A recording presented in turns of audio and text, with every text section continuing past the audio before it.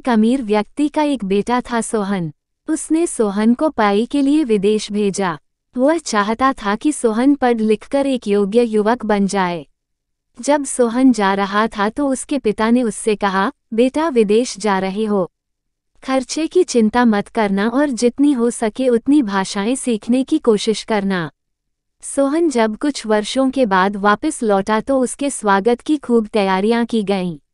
अमीर व्यक्ति उतावला था ये जानने के लिए कि सोहन कौन कौन सी भाषाएं सीख कर आया है, लेकिन उसे बेहद आश्चर्य और डैक हुआ ये जानकर कि सोहन बस एक ही भाषा सीख कर आया था और वह थी कुत्तों की भाषा।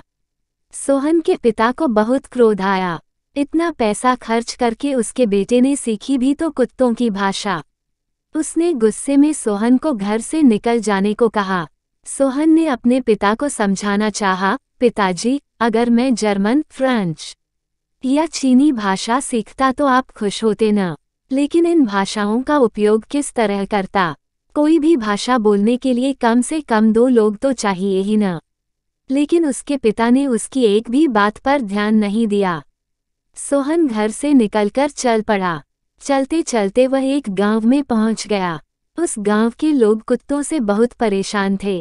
उन्होंने सोहन को बताया, कुछ भयानक कुत्ते जंगल से निकलकर आते हैं और फिर हमें डराकर खाना छीनते हैं और चले जाते हैं।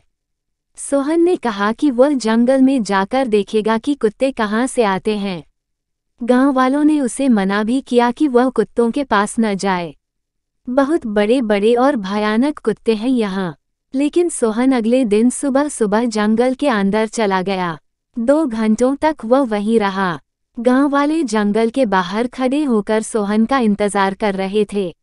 उन्हें सोहन की बहुत चिंता हो रही थी। पर सोहन वापस लौटा, वह भी बिना किसी चोट खरोंच के। गांव वाले खुश भी थे और आश्चर्यचकित भी।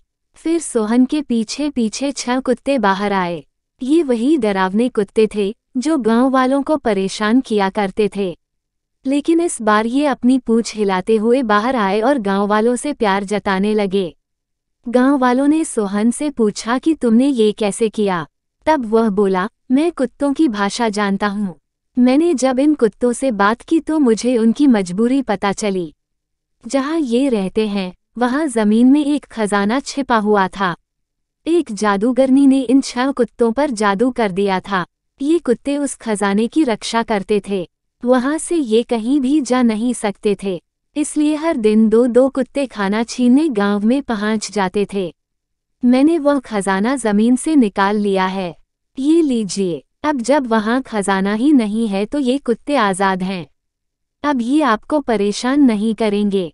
ऐसा कहकर सोहन ने खजाना गांव वालों को दे दिया। गांव वाले उसकी मदद से बहुत खुश थे। वे बोले, भाई, इस खजाने पर सिर्फ तुम्हारा हक है।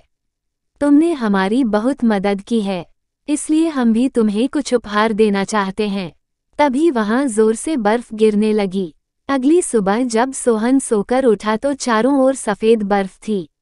कुत्ते भी वहीं थे। सोहन ने एक स्लेज में कुत्तों को बांधा और सारा खजाना और उपहार उसमें रखे। फिर वह स्लेज में बैठकर एक राजा की तरह अपने घर पहुंचा। उसके पिता फिर कभी उससे नाराज नहीं हुए। वे समझ गए थे कि यदि हम चाहें तो अपनी किसी भी योग्यता का सही उपयोग कर सकते हैं।